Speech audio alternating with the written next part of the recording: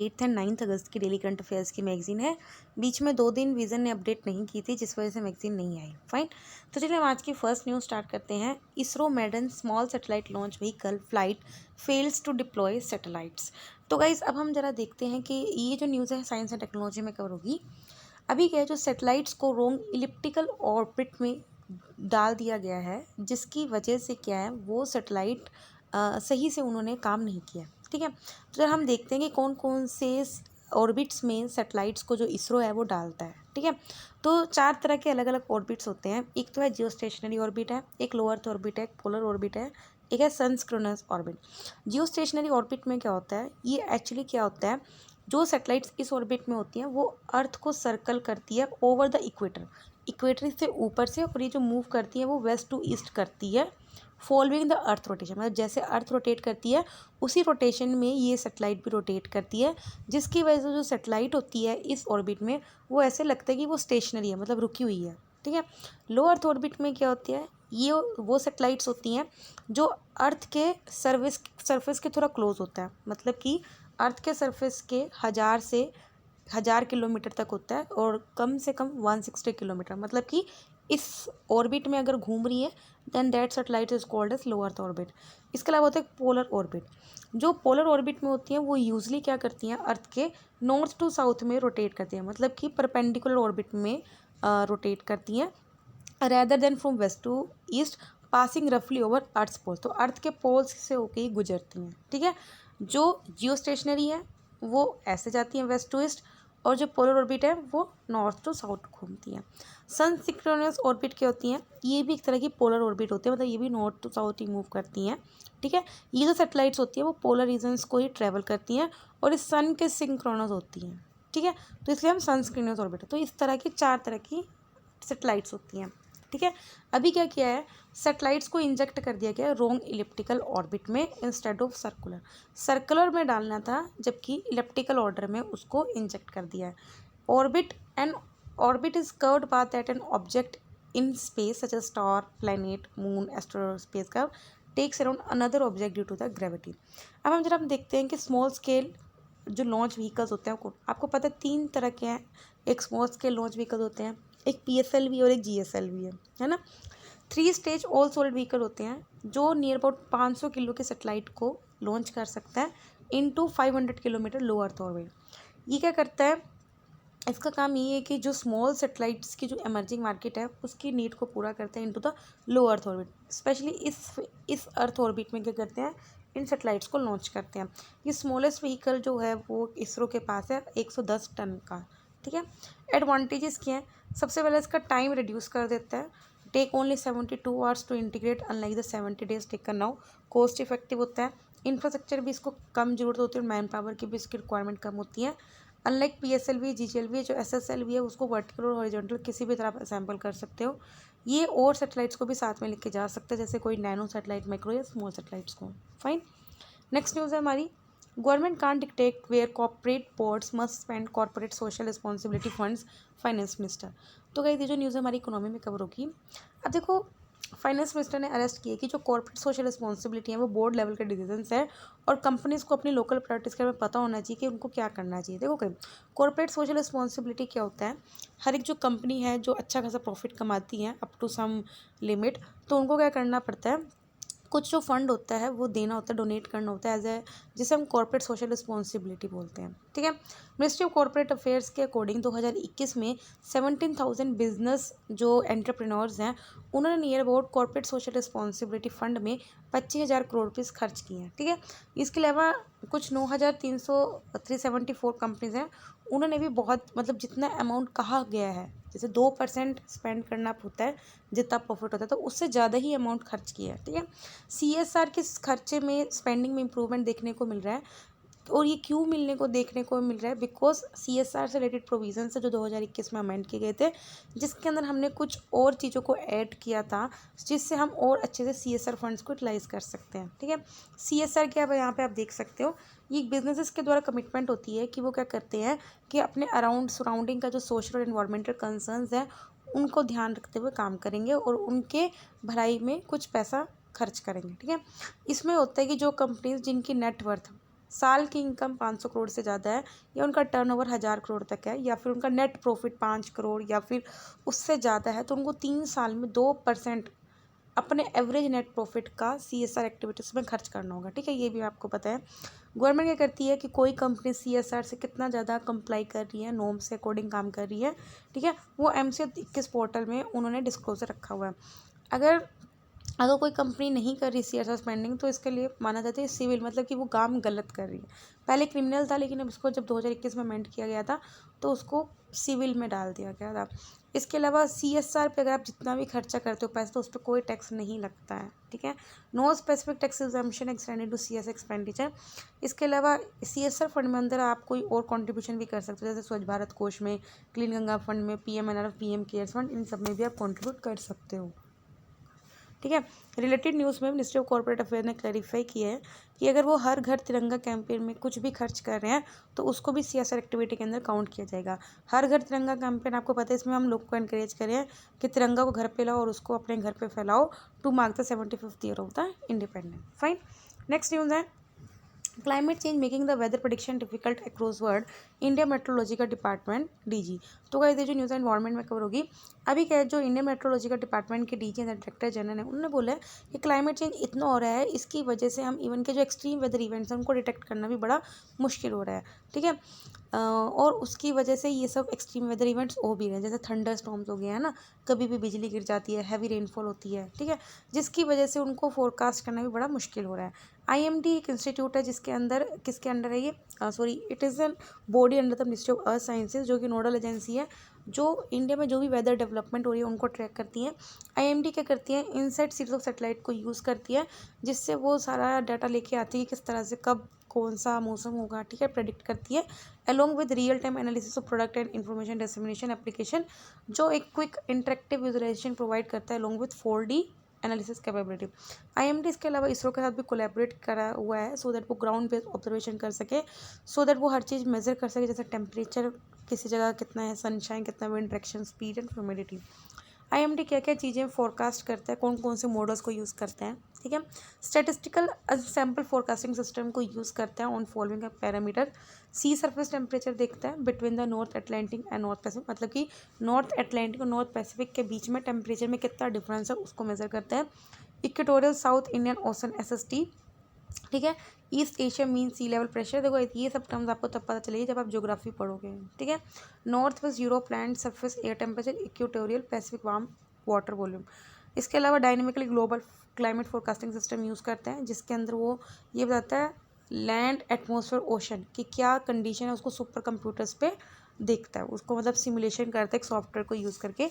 एक है multi model ensemble forecasting system which is based on the couple global climate models from different global climate prediction and research center. Fine, next news है electricity amendment bill 2022 send to the standing committee for further deliberation. तो guys ये जो news हमारी polity and governance में cover होगी, क्योंकि अभी देखो इलेक्ट्रिसिटी बिल को अमेंड करने की बात किया जा रहा है, तो अभी वही लोकसभा में इंट्रोड्यूस हुआ था, तो स्टैंडिंग कमेटी के पास भेजते हैं ताकि थोड़ा अच्छे से उसको डिस्कशन कर सकें। बिल के अंदर हमने क्या किया, जो पावर डिस्ट्रीब्यूशन सेक्टर है उसके अंदर कुछ चेंजेस लाए हैं, तो और वो चेंजेस हम क्यों ला रहे हैं, ताकि हम जो डिस्कॉम कंपनीज हैं उनको और ज़्यादा कॉम्पिटिटिव बना सकें, उनकी जो पेमेंट सिक्योरिटी है वो और अच्छा, उनका वो जो इंफ्रास्ट्रक्चर उसको सिक्योर बना सके, ताकि वो जितना लॉस में है तो उसको वो आगे से वो लॉस ना झेल पाए, एंड मोर पावर हम उनको दें टू द रेगुलेटरी कमीशन। ठीक है, इसके अलावा इस बिल में और क्या है, तो जो डिस्ट्रीब्यूशन मोनोपोलीज हैं उनको एंड करना है to improve choice of consumer and to improve viability of business. मतलब कुछ जो डिस्ट्रीब्यूशन कंपनीज हैं वो किसी एक पर्टिकुलर कंपनी से ज़्यादा खरीद लेती हैं, तो एक पर्टिकुलर कंपनी के जो मोनोपोली या कंट्रोल है उसको ख़त्म करना है। ठीक है, अगर हम इसको अमेंड कर देते हैं तो 2003 के एक्ट को ख़त्म हो जाएगा। ठीक है, अब इस बिल का क्या क्या प्रोविज़न है, सबसे पहले चॉइस टू इलेक्ट्रिसिटी बायर्स, मतलब कि आपको किस से इलेक्ट्रिसिटी खरीदनी है उसका चॉइस होना चाहिए। ठीक है, अब जो न्यू सप्लायर है वो एग्जिस्टिंग इंफ्रास्ट्रक्चर को यूज़ कर सकता है टू सप्लाई पावर। ठीक है, इसके अलावा जो पावर के रेगुलेटर्स होते हैं वो 90 दिन पहले डिसाइड कर सकते हैं और application deem to be approve. ठीक है, consumer will be able to choose from multiple electricity provider, consumer की खुद की मर्जी कि उनको किस इलेक्ट्रिसिटी जो भी डिस्ट्रीब्यूट कर रहा है वो किससे अपनी इलेक्ट्रिसिटी लेना चाहते हैं। ठीक है, तो ये सब प्रोविज़न लेके आया जा रहा है। इम्पैक्ट क्या होगा, सबसे पहले क्या होगा, कंज्यूमर्स के पास चॉइस होगी कि वो कौन सी पावर से सप्लायर से अपनी पावर लेने चाहते हैं, ठीक है। इसके अलावा प्रेजेंटली जो रेगुलेशंस हैं, regulator sit over application for licences, ठीक है। मतलब कि अगर आपने एप्लीकेशन भर दी हो 90 दिन तक अगर आपकी अप्रूव नहीं हुई तो उसको 90 दिन के बाद ऑटोमेटिकली अप्रूव किया जाएगा। तो ये प्रोविज़न इसमें लाया गया। पहले क्या करते थे लोग, ये जो कंपनीज हैं ये ऐसे मतलब एप्लीकेशन पेंडिंग पड़ी रहती थी, ठीक है। तो अब ये जो सीन है उसको हटा दिया। इसका कंसर्न क्या है, अर्बन एरियाज़ में से बहुत ज़्यादा लाइसेंस हो जाएंगे, जिसकी वजह से जो लॉस मेकिंग एरियाज़ होते हैं वो अंडर सर्व्ड हो जाएंगे। प्राइवेटाइजेशन इंक्रीज होएगा बिकॉज ज़्यादा ज़्यादा जो प्राइवेट कंपनीज है वो भी आएंगी बिजली बेचने के लिए, ठीक है। और इसमें प्राइसिंग भी प्रीडेटरी हो जाएंगी, मतलब कि कोई अगर आपको अवेलेबिलिटी ज़्यादा दे रही है प्राइसिंग, तो मतलब कि इलेक्ट्रिसिटी की, तो वो प्राइस भी आपसे ज़्यादा ले सकता है। Fine. New responsibilities and check on regulators आया। इसके अंदर ये बोल रहा है कि जो भी रेगुलेटरी बॉडीज है, जो भी पावर के डिस्ट्रीब्यूशन को या सप्लायर्स को रेगुलेट करती हैं, उनके मेंबर्स को या उनका क्राइटेरिया को और ज़्यादा टाइट किया जाएगा, स्ट्रिक्ट किया जाएगा। इसके अलावा हम ग्रीन एनर्जी को प्रमोट करेंगे। जो डिस्ट्रीब्यूशन कंपनीज हैं उनको इंश्योर करेंगे कि वो central mandated portion of power को खरीदें फ्रॉम रिन्यूएबल एनर्जीज, ठीक है। अब इसमें क्या है, इससे क्या होगा, हमारा जो रेगुलेटरी मैकेनिज्म वो इंप्रूव होगा, ठीक है। इंडिया की इसके अलावा ग्रीन एनर्जी कमिटमेंट भी हमारी पूरी होगी। कंसर्न क्या है, स्टेट से पोजीशन आ सकता है। इसके अलावा ज़्यादा अगर इंटरवेंशन करेगा सेंटर तो इसकी वजह से स्टेट का जो अपनी लिबर्टी है वो कहीं ना कहीं इफेक्ट होगी। Next, extra power to load dispatch center. National और state dispatch centers will cut power supply from plants against which discom have not maintain bank guaranteed, ठीक है। मतलब कि जो भी डिस्ट्रीब्यूशन कंपनी है वो जो किसी से भी जो इलेक्ट्रिसिटी खरीदती हैं, तो अगर उनके अगेंस्ट किसी भी कंपनी ने अगर बैंक गारंटी नहीं मेंटेन करी तो वहाँ से वो पावर कट कर सकती है। इसके अलावा हम क्या करेंगे, जो नेशनल लोड डिस्पैच सेंटर उसकी फंक्शनिंग को ज़्यादा स्ट्रेंथन करेंगे, सो दैट उसको ग्रिड की सेफ्टी और सिक्योरिटी प्रोवाइड करेंगे। इसके अलावा हम क्या करेंगे, डिस्ट्रीब्यूशन कंपनीज को इससे क्या डिसिप्लिन में लेके आएंगे, क्योंकि नहीं तो इतना ज़्यादा लॉस में रहती है, ठीक है। तो उसको अवॉइड कर सकते हैं। हाईवर इससे क्या हो सकता है, सप्लाई डिस्ट्रप्शन या ग्रिड इंस्टेबिलिटी आ सकती है। फाइन। नेक्स्ट न्यूज़ है, petition to recognize minorities at district level is contrary to law, supreme court. तो गाइस अगेन ये जो न्यूज़ है पोलिटिकल गवर्नेंस में कवर होगी। जैसे आपको पता है कि हम क्या करते हैं, हमारे इंडिया में 6 माइनॉरिटीज़ हैं, जैसे सिख हो गया, मुस्लिम हो गया, है ना, जैन, बुद्धि, पारसी, क्रिश्चियन, ठीक है। 6 तरह के वो है, लेकिन ये नेशनल लेवल पे है। तो सुप्रीम कोर्ट ने बोला अगर हम डिस्ट्रिक्ट लेवल पे अगर किसी भी एक रिलीजन को माइनॉरिटी बोलेंगे तो वो लॉ के अगेंस्ट होगा। तो सुप्रीम कोर्ट ने ऐसे बोला है, क्योंकि बीच में ये बात उठी थी कि अगर हम स्टेट वाइज देखें तो कई स्टेट ऐसे हैं कि जो माइनॉरिटीज़ वहाँ पे मेजोरिटीज़ में प्रेजेंट है, ठीक है। कहीं स्टेट्स ऐसी भी हैं जहाँ पे जो हिंदूज़ हैं वो माइनॉरिटीज़ में हैं, ठीक है। तो उस पर्टिकुलर डिस्ट्रिक्ट में हमें वहाँ पे किसी और रिलीजन को माइनॉरिटी का स्टेटस देना चाहिए, ये बात उठी थी। लेकिन सुप्रीम कोर्ट ने बोला कि हम डिस्ट्रिक्ट लेवल पे किसी भी को भी हम माइनॉरिटी का रिकॉग्निशन नहीं दे सकते बिकॉज ये लॉ के अगेंस्ट होगा, ठीक है।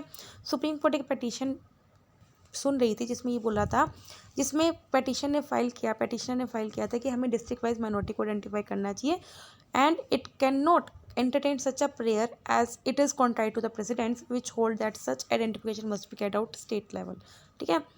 1958 में रे केरला एजुकेशन बिल केस हुआ था जिसमें सुप्रीम कोर्ट ने ऑलरेडी एक आर्ग्यूमेंट रिजेक्ट कर दिया था that minority should be identified at block और डिस्ट्रिक्ट लेवल, ठीक है। मतलब कि सुप्रीम कोर्ट 1958 में भी ये पिटीशन ऑलरेडी रिजेक्ट करी हुई है, जिसमें आया था कि माइनॉरिटीज़ को ब्लॉक और डिस्ट्रिक्ट लेवल पर आइडेंटिफिकेशन देना चाहिए।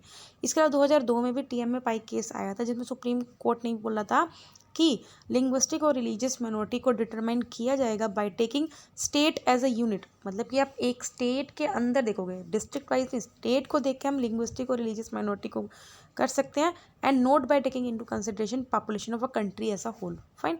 इंडिया में माइनॉरिटी का क्या स्टेटस है आपको पता होना चाहिए। कॉन्स्टिट्यूशन कहीं पे भी माइनॉरिटी के वर्ड को डिफाइन नहीं करता। आई थिंक इसके रिलेटेड आपने क्विज भी किए होंगे। और माइनॉरिटीज़ को रेफर करता है, राइट ऑफ माइनॉरिटीज़ मेंशन्ड है under article 29 and under article 30। बहुत ज़्यादा इंपॉर्टेंट लाइन है, ठीक है। इसके अलावा आर्टिकल 350B के अंदर भी स्पेशल ऑफिसर है लिंग्विस्टिक माइनॉरिटीज़ का। हाईवर सेंटर क्या करती है, national commission for minorities act 1992 को डिक्लेयर कर चुके हैं कि उसके according Muslim, Christian, Sikhs, Buddhist, Jains and जोरसिस माइनॉरिटीज़ हैं, ठीक है।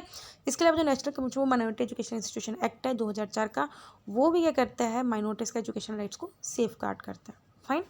नेक्स्ट न्यूज़ है अपनी, great barrier reefs recovery and vulnerability to the climate threats. तो गाइस ये जो न्यूज़ है एनवायरनमेंट में कवर होगी। रिसेंट रिपोर्ट है जिसने बोला है कि कोरल कवर बहुत ज़्यादा आ रहा है पिछले 36 साल में, तो जिसकी और ये कहाँ रिकॉर्ड किया है, ग्रेट बैरियर रीफ के नॉर्दर्न एंड सेंट्रल पार्ट में। Recovery was fuelled largely by increase in fast growing acroporal corals. देखो गाइज, कोरल रीफ्स अगर अच्छे हैं तो इसका ज़्यादा है तो इसका मतलब वहाँ का जो क्लाइमेट है वो बहुत अच्छा है, उस ओशन का क्लाइमेट बहुत अच्छा है। तो एक तरह का इंडिकेटर स्पीसीज़ है। अगर किसी भी ओशन में कोरल रीफ अच्छी मात्रा में, इट मीन्स वहाँ का एनवायरनमेंट अच्छा है। ठीक है, तो ये कहाँ देखा गया है, northern and central part of GPR। Recovery को फ्यूल किया गया largely by increase in fast growing acroporal. ठीक है, तो पिछले कुछ सालों में एक्रोपोरा कोरल्स को उगाया गया है। ठीक है, जिसकी वजह से वहाँ बहुत ज़्यादा highest level of coral cover देखा गया है। इंसिडेंटली जो फास्ट ग्रोइंग कोरल्स हैं ये मोस्ट एक्सपेक्टिकल टू एनवायरनमेंट प्रेशर है। मतलब कि अगर एनवायरनमेंट में कुछ भी आता है एकदम से, हाई टेम्परेचर होता है, साइक्लोन होता है, पोल्यूशन होता है, तो एकदम से ये मर जाएंगे कोरल रीफ। ठीक है, कोरल रीफ्स क्या होते हैं, ये लार्ज कॉलोनी ऑफ इनवर्टिब्रेट होते हैं।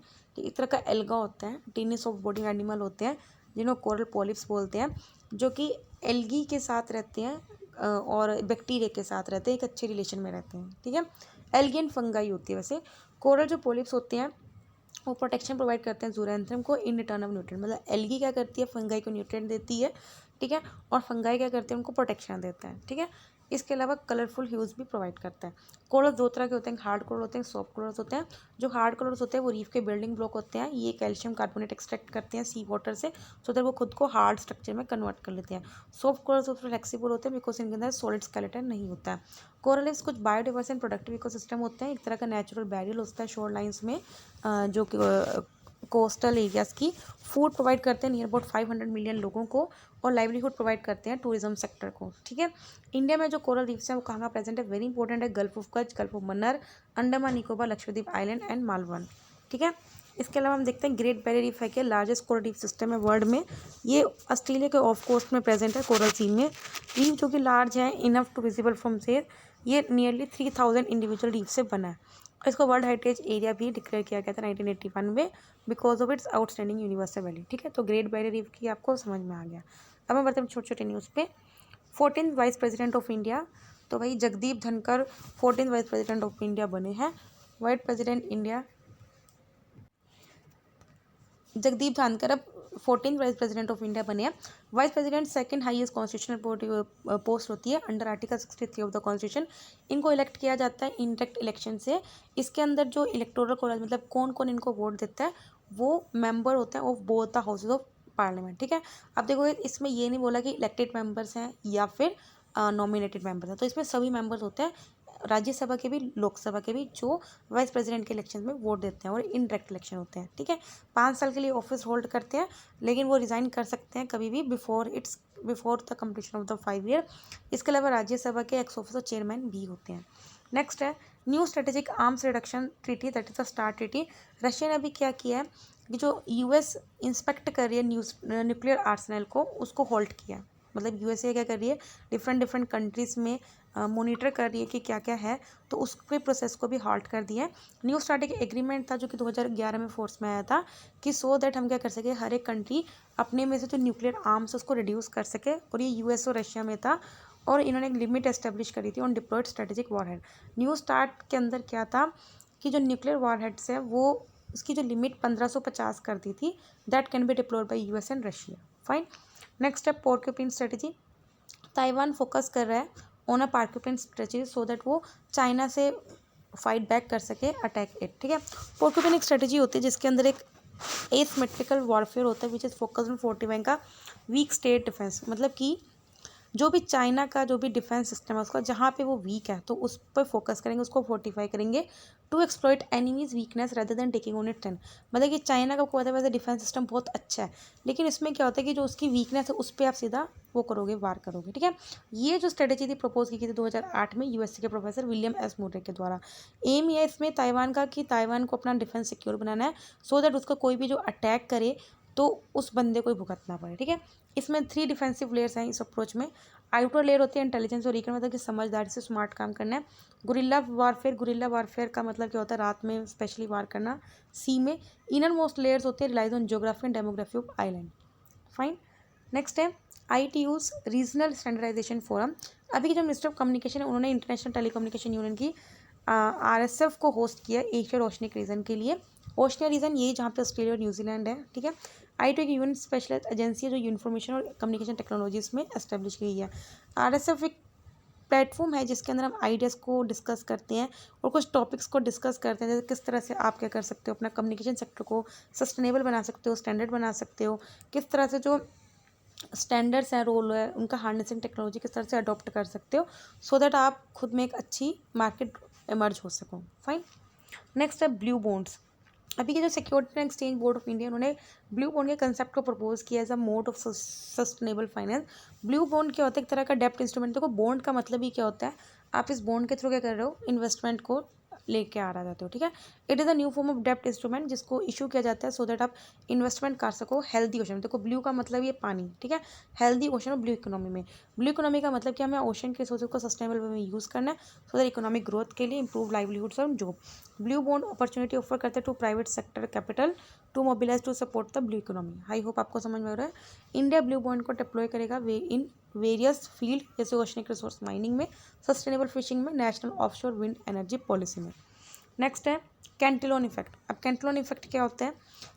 It refers to the area that changes in money supply in an economy causes a redistribution of purchasing power among people. मतलब कि जब भी इकोनॉमी में मनी सप्लाई चेंज होती है तो लोगों की परचेसिंग पावर में भी डिस्ट्रीब्यूशन होता है, ठीक है। मतलब सपोज करो अगर आपके पास अभी 100 रुपये हैं तो आप कुछ और खरीदोगे, अभी आपके पास 1000 रुपये आ गए तो आप कुछ और खरीदोगे, ठीक है। तो आप ये परचेसिंग पावर में चेंज आ जाएगा, ठीक है। इसकी वजह से गुड्स एंड सर्विसेज के भी प्राइसेस डिस्टर्ब होते हैं, जिसकी वजह से जो स्केयर रिसोर्सेज है वो मिस एलोकेट हो जाते हैं, ठीक है। ऑल जो मनी है वो अभी भी न्यूट्रल है बाय जो कंसीडर किए जाते हैं by economist, in the sense that change it supply have no real effect on, मतलब कि अगर इसकी सप्लाई में कुछ चेंज भी होता है तो एक्चुअल में इकोनॉमी पे कोई इफेक्ट नहीं पड़ेगा। हाउएवर इस इफेक्ट को नेम किया गया था after the 18th century French economist Richard Cantillon, जिन्होंने इस आइडियाज़ को पब्लिश किया था in 1755 in book essay nature of trade in general. Next है इंडियन वर्चुअल हर्बेरियम। अभी के प्रधानमंत्री ने रिसेंट इसके बारे में एक बात की है। ये एक डाटाबेस है ऑफ ड्राइड प्लांट, जो प्लांट सूख चुके हैं, that maximizes the usefulness of the collection. Apart from the digital message जो label data on e species include all information about the herbarium specimen such as family genus species. मतलब कि ये उन species की data है जो dried plants हैं और सारी भी इन्फॉर्मेशन बताते हैं उसकी फैमिली के बारे में, जीनस और स्पीसीज के बारे में। हर्बेरियम स्पीसीज को इंपॉर्टेंट कंसीडर किया जाता है for plant taxonomy conservation habitat loss. इसको डेवलप किया गया by botanical survey of India और ये जो बॉडी है वो मिनिस्ट्री ऑफ एनवायरनमेंट के अंडर है और apex taxonomic research organisation है कंट्री का। नेक्स्ट है कंबाइंड मैरीटाइम फोर्सेज। इंडिया ने अपनी कोऑपरेशन स्टार्ट करी है with Bahrain based combined maritime forces. एक मल्टीनेशनल नेवल पार्टनरशिप है जिसके अंदर हम क्या करते हैं, सिक्योरिटी स्टेबिलिटी प्रमोट करते हैं अक्रॉस द इंटरनेशनल वाटर्स, ठीक है, विच कुछ वर्ल्ड की मोस्ट इंपॉर्टेंट शिपिंग लेन्स इसमें इन्वॉल्व है। 34 नेशंस इसके मेंबर्स हैं, इंडिया भी इसका मेंबर नहीं है, तो ये आपको पता होना चाहिए। इसको कमांडेड किया जाता है बाई यूएसए की नेवी वाइस एडमिरल के द्वारा। इसका जो मेन फोकस होता है वो यह है कि नारकोटिक्स को काउंटर करना, जो भी इलीगल ड्रग्स आते हैं उनको काउंटर करना, स्मगलिंग को काउंटर करना, पायरेसी को सप्रेस करना और रीजनल कोऑपरेशन को स्ट्रेंथन करना। इसके अंदर कुछ टास्क फोर्सेज हैं, एक तो CTF 150 है, CTF 151 है जिसका काम है पायरेसी को काउंटर करना, CTF 152 है जो अरेबियन गल्फ में सिक्योरिटी बना के रखती है, CTF 153 है जो रेड सी मैरीटाइम सिक्योरिटी बना के रखती है। नेक्स्ट है इकोस्ट्रेस। अभी के ecosystem and space borne thermal radiometer experiment और स्पेस स्टेशन के डाटा के अनुसार से कुछ डाटा मिला जिससे हमें मदद मिली किस तरह से जो वाइल्ड फायर्स आती हैं, है ना, एकदम से जंगलों में आग लग जाती है, वो किस तरह से और एरियाज़ को इफेक्ट कर सकती हैं, उसके बारे में हमें डाटा मिला है। नासा का जो इकोस्ट्रेस है मल्टीपल वेवलेंथ इमेजिंग स्पेक्ट्रोमीटर है जिससे हम जो स्टडी करते हैं effectiveness of water use by vegetation. ये मेजर करता है कंबाइंड इवेपोरेशन एंड ट्रांसपिरेशन, जैसे इवेपो ट्रांसपिरेशन बोलते हैं। ये प्लांट के थ्रेशोल्ड मतलब वाटर के यूज और वाटर स्ट्रेस को आइडेंटिफाई करता है और बताता है कि किस तरह से हमें वार्मिंग जैसे गर्म होता है वो किस तरह से अडाप्ट करते हैं। रेट एट विच प्लांट, मतलब आपको पता है ना प्लांट्स रेगुलरली वाटर को छोड़ते रहते हैं, रिलीज़ करते रहते हैं, तो जिस रेट से प्लांट वाटर रिलीज़ करते हैं उससे हम प्रेडिक्ट कर सकते हैं कि वाइल्ड फायर कितने, क्योंकि फायर तभी आता है जब पेड़ भी वहाँ के बिल्कुल सूख जाते हैं। अगर पेड़ गीले रहेंगे तो कभी आग नहीं लगेगी। फाइन। नेक्स्ट है grab gated response action plan, ये आपको पता है, ये अभी commission for air quality management के अकॉर्डिंग ग्रैप को रिवैम्प करने की बात हो रही है, जो deal with air pollution will come into force from 1 अक्टूबर। ठीक है, आपको पता है ग्रैप क्यों आया था? सो दैट हम दिल्ली में क्या कर सकें, दिल्ली एनसीआर में एयर पोल्यूशन को टैकल कर सकें। फाइन। और इसके मेजर्स को कब स्टार्ट किया जाता है? जब एयर क्वालिटी बहुत ज़्यादा पुअर हो जाती है। ओल्ड प्लान के जैसे वो पहले ओल्ड प्लान था जिसको इन्वोक किया गया था, when particulate matter concentration reached a certain threshold, revised graph will pre-emptive and will be invoked 3 days in advance। मतलब क्या होता था? जब क्या होता है, जैसे स्पेशली जब राइस का हार्वेस्टिंग सीजन होता है, तो तब क्या होता है, दिल्ली एनसीआर में बहुत ज़्यादा पोल्यूशन देखने को मिलता है। ठीक है, तो पहले प्लान में क्या होता था, जब एयर क्वालिटी बहुत ज़्यादा डिटोरिएट हो जाती है, स्पेशली जब पर्टिकुलेट मैटर की कंसनट्रेशन बहुत ज़्यादा हो जाती थी, जब ग्रैप के अपने आप जो उनके प्रोविजंस होते थे वो आ जाते थे। ठीक है, इसके अलावा जो commission for air quality management है, स्टैट्यूटरी बॉडी है जो फंक्शन करती है एज एन अम्ब्रेला ऑर्गेनाइजेशन, जिसका काम है किस तरह से हम जो भी एयर क्वालिटी से रिलेटेड जो भी प्रॉब्लम्स है उसको बेटर वे में रिसर्च करती है, आइडेंटिफाई करती है। नेक्स्ट है एक्सरसाइज वज्रप्रहार 2022, तो अभी ये इंडिया और यूएस की जॉइंट स्पेशल फोर्सेस एक्सरसाइज है। फाइन। तो इसमें 7th एंड 9 अगस्त के डेली करंट अफेयर्स कंप्लीट हो गए। वीडियो अच्छी लगे तो लाइक करना, कोई डाउट कमेंट करना। तब तक बाय, टाटा।